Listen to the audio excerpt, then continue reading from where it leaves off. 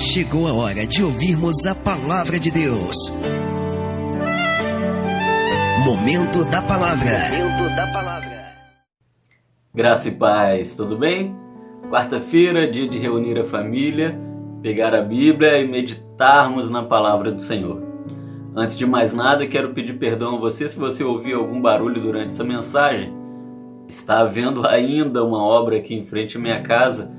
Na realidade, a obra não está diminuindo, a obra está aumentando. Então, se você ouvir sons aí de britadeira, lixadeira, marteladas, é o novo normal, como andam dizendo por aí. Mas, meus irmãos, acredito que vocês já estão reunidos aí com a sua família, já com sua Bíblia em mãos. Nosso texto de hoje é Mateus, capítulo de número 14, os versos é o 13 ao 21. Eu quero falar hoje com você sobre uma palavra muito bacana, que é a matemática do milagre. A matemática do milagre. Você gosta de matemática? Gosta de fazer conta? Conta de mais, conta de menos, de vezes, de dividir? Matemática, para mim, só na calculadora e olha lá. Mas não é desse tipo de matemática que eu quero falar com você hoje. É a matemática do milagre. E o que isso significa? Vamos lá para Mateus. Mateus 14, 13 a 21, diz assim a palavra de Deus. Se a sua Bíblia ela traz títulos como a minha, ela fala sobre a multiplicação dos pães e diz assim: E Jesus, ouvindo isso, retirou-se dali num barco para um lugar deserto, apartado, e sabendo o povo, seguiu a pé desde as cidades. E Jesus, saindo, viu uma grande multidão e, possuído de íntima compaixão para com ela, curou os seus enfermos. Versículo 15. E sendo chegada a tarde, os seus discípulos aproximaram-se dele, dizendo: O lugar é deserto, e a hora já avançada. Despede a multidão, para que vão pelas aldeias e comprem comida para si. Jesus, porém, lhes disse: Não é mister que vão, então dai-lhes de comer. Então lhes disseram, versículo 17, Não temos aqui senão 5 pães e 2 peixes.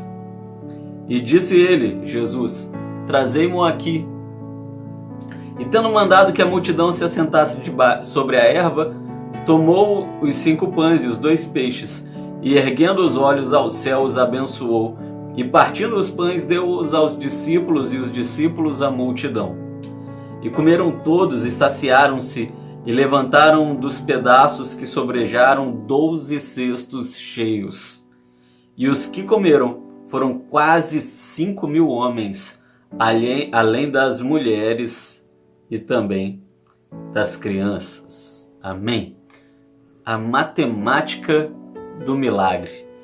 Meus irmãos, esse é um dos textos mais extraordinários da Bíblia, é um dos textos aonde nós podemos olhar e pensar assim, poxa, como que isso aqui aconteceu, não é? Puxa vida, como que Deus ele fez isso? Imagina você estar ali naquela multidão e, poxa, você vê 5 pães e 2 peixes serem multiplicados bem na sua frente. Que coisa extraordinária que acontece aqui nesse texto. Esse texto é motivo de debate até hoje por aqueles que não acreditam em Deus. Esse texto é motivo de orgulho para aqueles que creem no Senhor e creem no milagre de Deus. É um dos textos mais bonitos e mais importantes da Bíblia Sagrada. O momento onde Jesus multiplica 5 pães e 2 peixes para uma grande multidão e ainda sobra alguns cestos cheios. Aquele povo que estava ali precisava de um milagre.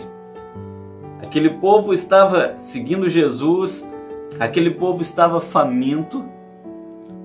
Começa a entardecer, chega a noite e Jesus ele quer que aquele povo se alimente antes de ir embora.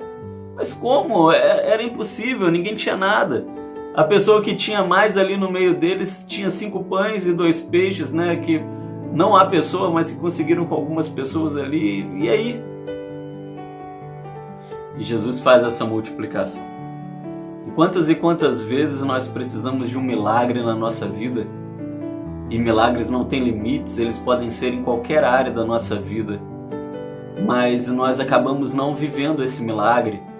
E por que nós não vivemos os milagres de Deus? Porque muitas vezes falta que apliquemos a matemática nesses milagres. Não a matemática humana, não aquelas continhas, o cálculo de Bhaskara, né, que ninguém sabe até hoje para que serve. Mas nós estamos falando de uma matemática diferente, que é uma matemática que vem do próprio Deus. A matemática do milagre, ela é necessária para que nós possamos viver o extraordinário de Deus.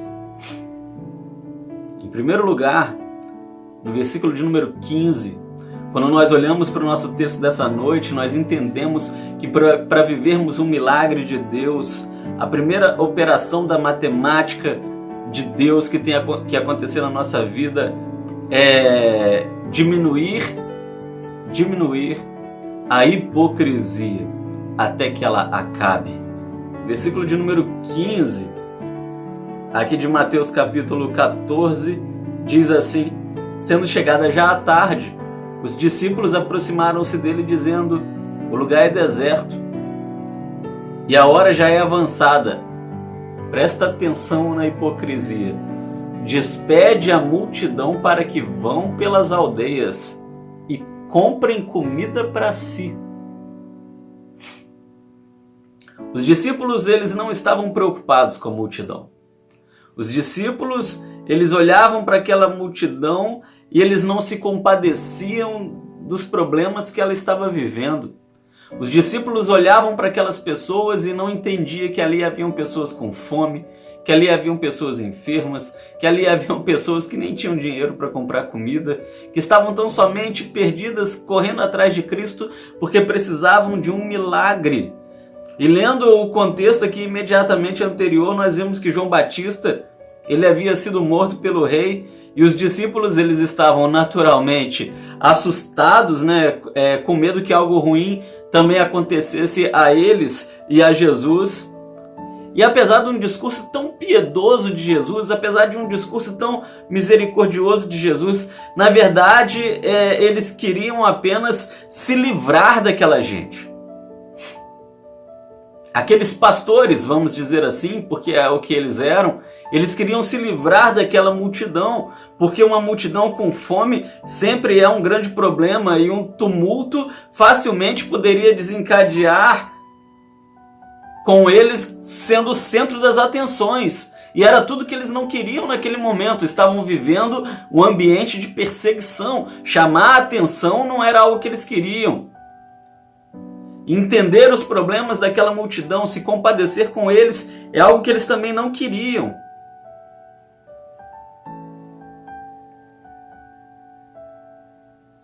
Em outras palavras, eles estavam sendo, sim, hipócritas. E é difícil para nós imaginarmos nós sendo hipócritas, porque entre todas as qualidades que um ser humano pode ter, a hipocrisia é uma das piores. Mas saiba que você e eu, enquanto cristãos, em diversos momentos podemos ser hipócritas. E somos hipócritas quando nós realmente não exercemos o amor cristão por aqueles que necessitam ser amados. É exatamente o que estava acontecendo aqui. E Deus, ele não opera milagre no meio de gente hipócrita.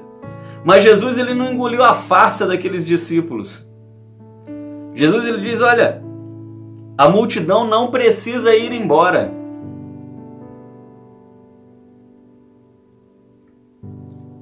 Jesus estava realmente compadecido por aquela gente. Jesus amava aquela gente. Jesus se colocava no lugar daquela gente. Jesus vivia o problema que aquela gente vivia no seu íntimo, no seu coração. Jesus, ele diz: olha, não manda essa gente embora, muito pelo contrário. Dá comida para eles. Diz: que comida, mestre? Não tem. Ah, vê o que o povo tem aí de comida e vamos repartir. Não despeçam a multidão. Jesus, ele queria estar com aquela multidão, ainda que cansado, ainda que vendo tudo que João havia vivido. Jesus quer estar com aquele povo. Jesus amava aquele povo. Não havia hipocrisia em Jesus. E olha, para você e eu vivermos o milagre de Deus, nós não podemos viver hipocrisias. Uma vida hipócrita, uma vida que não condiz com a palavra de Deus, uma vida que não combina com os ensinos de Jesus, uma vida que está distante de ser uma vida cristã, uma vida de oração. Hipócrita, meus irmãos, é aquele pecador que antigamente ele fazia tanto pelo pecado e agora ele faz tão pouco por Jesus. Hipócrita, meus irmãos, é aquele que enfrentava qualquer tempo para poder estar fazendo as suas atividades, mas agora não enfrenta nada para estar na presença do Senhor nos cultos.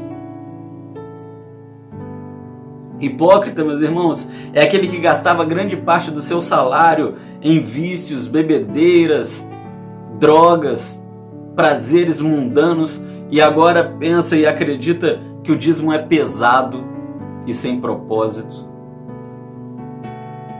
Hipócrita é aquele que dava tudo de si para as coisas do mundo e agora nega o seu tempo, agora nega seus recursos, agora nega seus talentos, seus dons. Aquele que vive distante do Evangelho e que se diz cristão é alguém hipócrita e essa pessoa não vive os milagres de Deus. Aqueles discípulos certamente não viveriam os milagres do Senhor se Cristo não estivesse ali no meio deles, porque Jesus era exatamente o reverso deles, a contramão deles. Enquanto eles queriam se livrar e eram indiferentes, Jesus amava e queria se aproximar. Enquanto eles queriam fugir, Jesus queria ouvir daquela multidão. É isso que nós precisamos, meus irmãos, e a primeira operação matemática que deve acontecer na nossa vida, então, é a diminuição. Precisamos diminuir em nossas vidas a hipocrisia e tudo o demais que é incompatível com a vida de um servo de Deus. Amém? Você consegue compreender isso que eu estou falando com você? Então você está pronto para a segunda operação matemática, se você quer viver um milagre na sua vida e principalmente na sua vida espiritual. É necessário somar responsabilidade. Versículo de número 16. Jesus, porém, lhes disse: não é mister que vão, ou seja, não é necessário que eles vão embora. Dai-lhe vós de comer. Jesus vira para aqueles discípulos e diz: olha, dá para essa gente comida. E eles não conseguem entender essa situação, porque na realidade, apesar da hipocrisia desses discípulos, eles não tinham dinheiro, eles não tinham alimento, eles não tinham o que dar para aquela gente. E Jesus ele foi bem enfático: dai-lhes vós, dá vocês a eles de comer.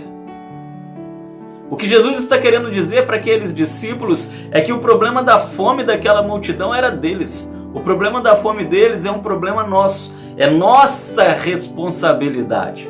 O milagre de Deus só acontece na sua vida e na minha vida quando nós assumimos as responsabilidades de sermos um cristão.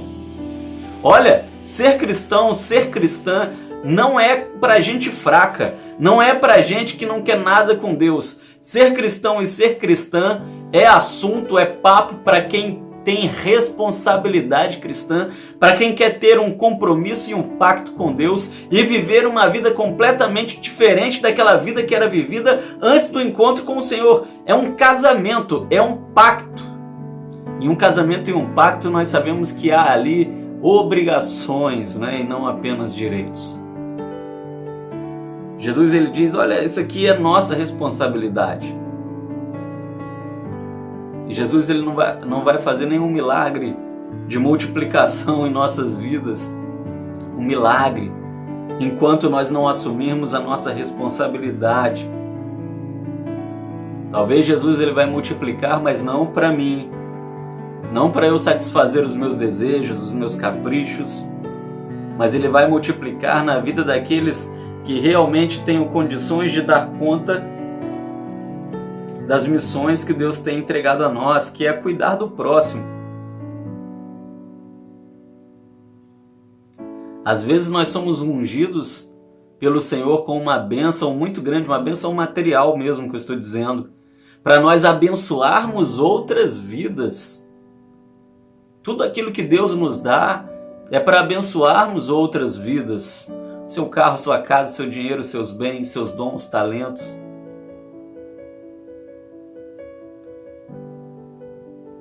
E, meus irmãos, nós precisamos somar responsabilidade em nossa vida.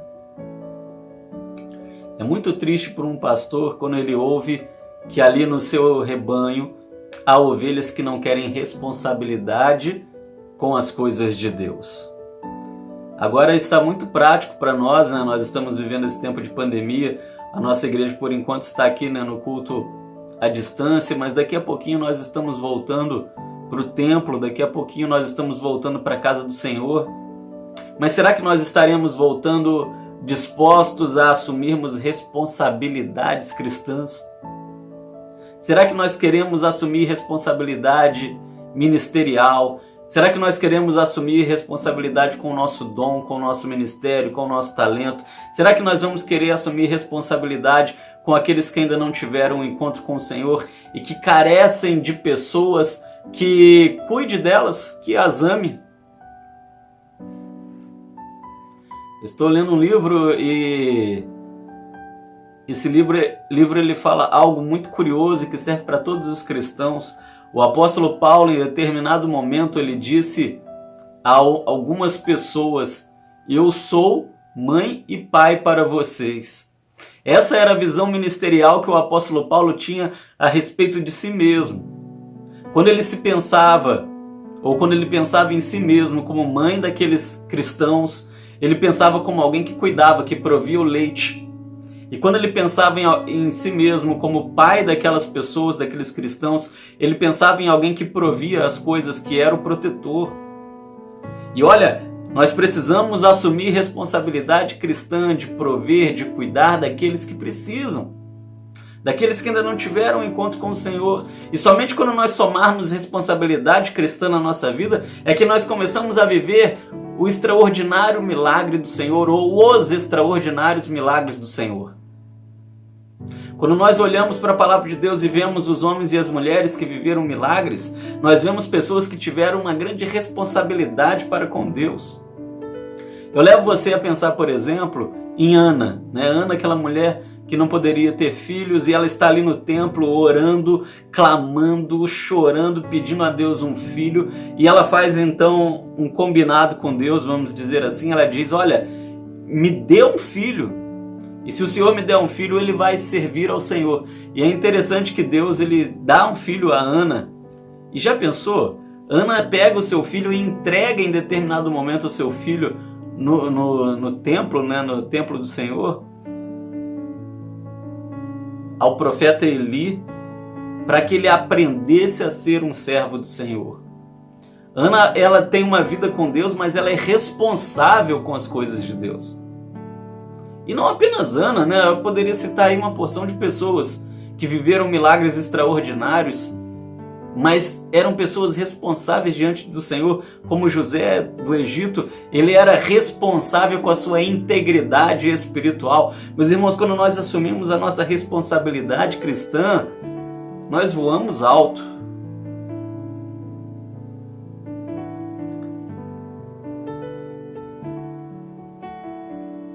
Terceiro, a terceira operação matemática do milagre está lá nos versículos 17 e 19 de Mateus 14. Nós precisamos dividir os nossos recursos. Já falei um pouquinho sobre isso na nossa reflexão de hoje. Então eles lhe disseram: nós não temos aqui senão 5 pães e 2 peixes. E Jesus disse: trazei-mos aqui. E tendo mandado que a multidão se assentasse sobre a erva, tomou os 5 pães e os 2 peixes, e erguendo aos céus, os abençoou, e partindo os pães, deu aos discípulos, e os discípulos à multidão. Antes, meus irmãos, de ver a multidão, os discípulos tiveram que colocar os seus escassos recursos nas mãos de Jesus e vê-lo partindo o pão. Os discípulos, eles precisaram entregar tudo que eles tinham para ver o milagre acontecendo. Nós vemos isso acontecendo na vida de Abraão, onde o Senhor Deus ele testa a fidelidade de Abraão, onde Deus ele pede tudo que Abraão tinha, me dá o seu único filho Isaque. E somente no momento em que Abraão ele faz isso, ele entrega aquilo que ele tinha de mais precioso e que é o seu filho, é que ele começa a viver um milagre extraordinário e começa, porque a sua vida foi um verdadeiro milagre. Mas antes Abraão precisou desapegar. E nós, enquanto cristãos, para vivermos os milagres do Senhor, antes nós precisamos nos desapegar de uma porção de coisas, de pecados antigos, de costumes antigos, de bens materiais. Precisamos desapegar do orgulho. Precisamos largar tanta coisa que nos impede de caminharmos com o Senhor, para finalmente dividirmos aquilo que nós temos com aqueles que precisam. Nossos dons, talentos, bens, mas também o nosso tempo, o nosso amor, a nossa compaixão. Nós precisamos dividir tudo isso com aqueles que ainda não tiveram um encontro com o Senhor, para um milagre começar a acontecer no nosso meio, na nossa vida, na nossa igreja, na nossa cidade, no nosso país.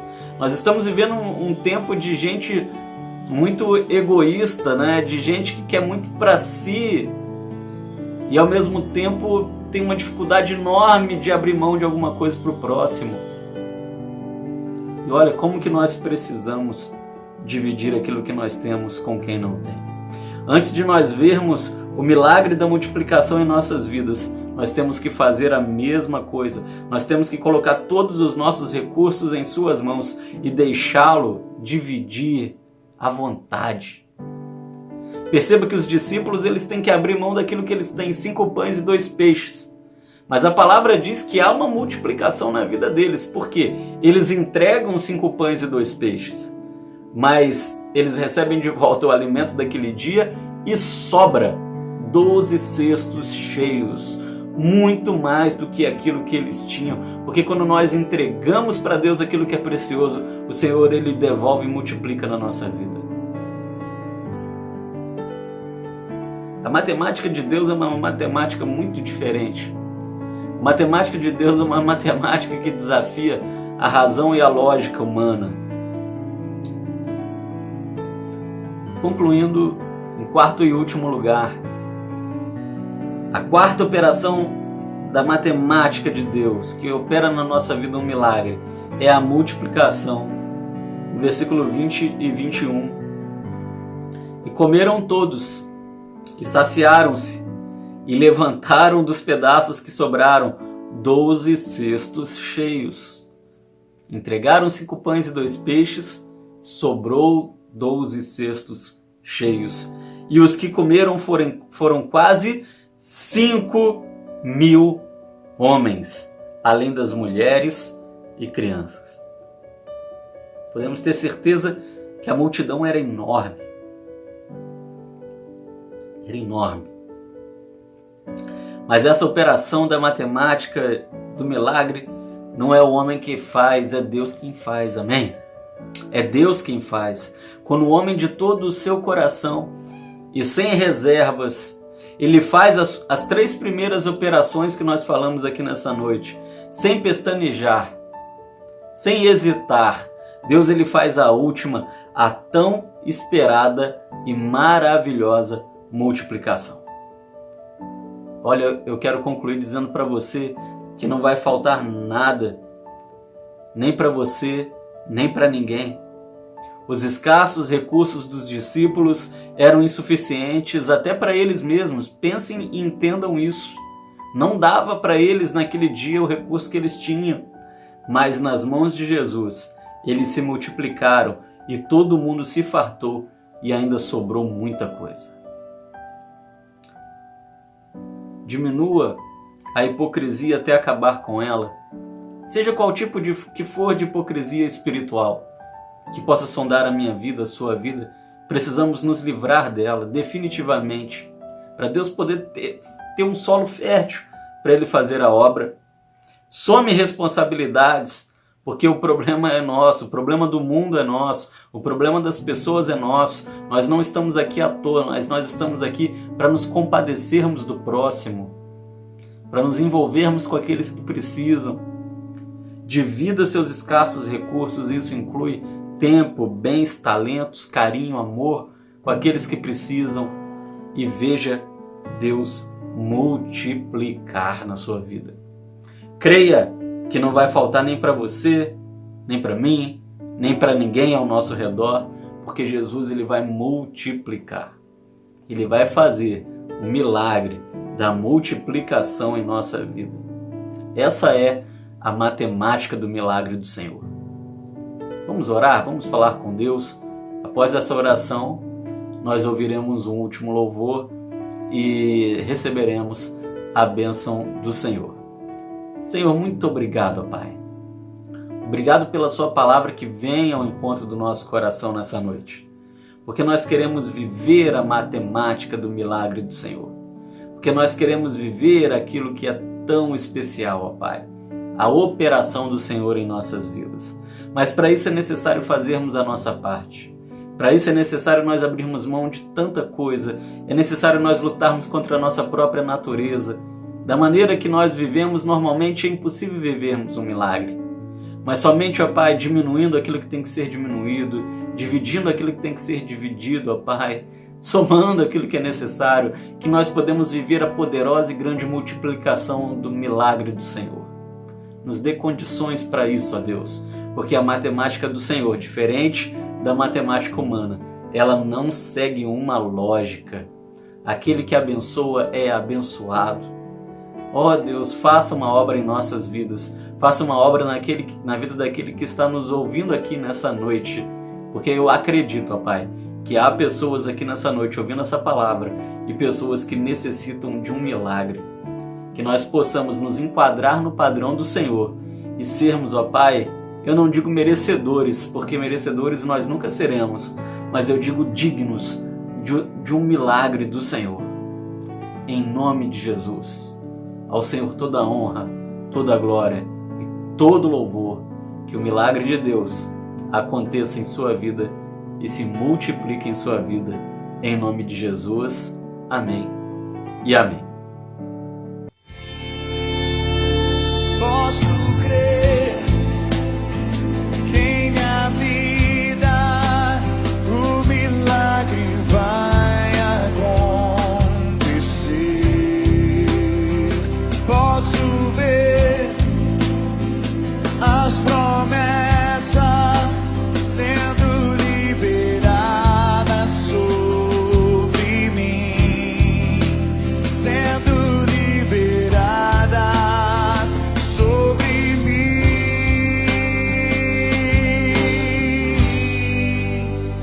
Posso crer que em minha vida o milagre vai acontecer. Posso ver as promessas sendo liberadas sobre mim, sendo liberadas sobre mim.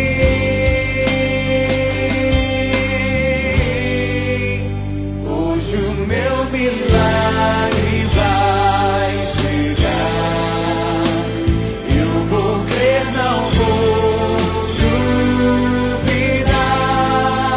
O preço que foi pago ali na cruz me dá vitória nesta hora. Hoje o meu milagre vai chegar.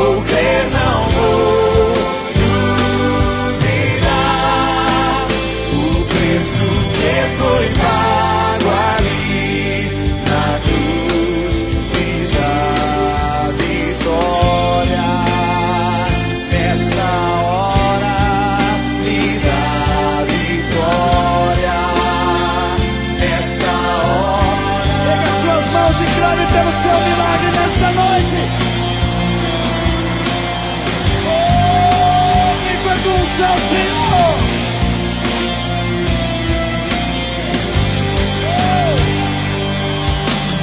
Hoje o meu milagre vai chegar.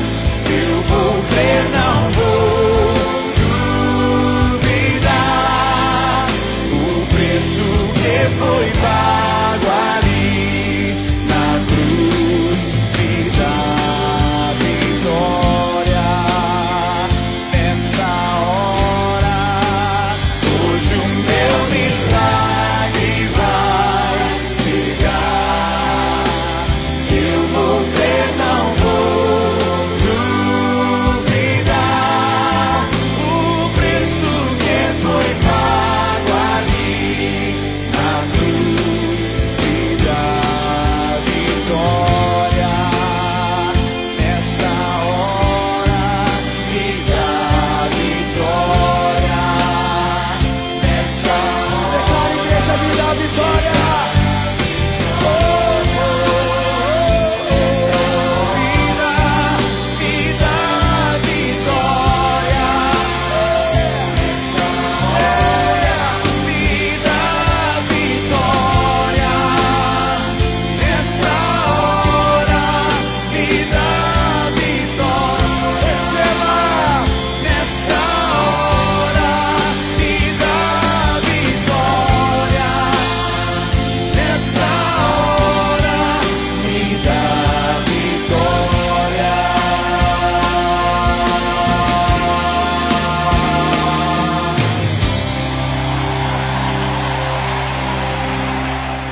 Senhor te abençoe e te guarde, que o Senhor faça resplandecer seu rosto sobre ti e tenha misericórdia de ti,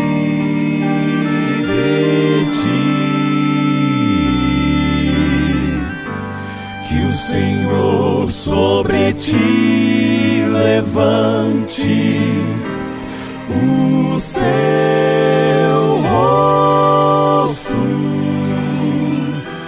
e te dê a paz.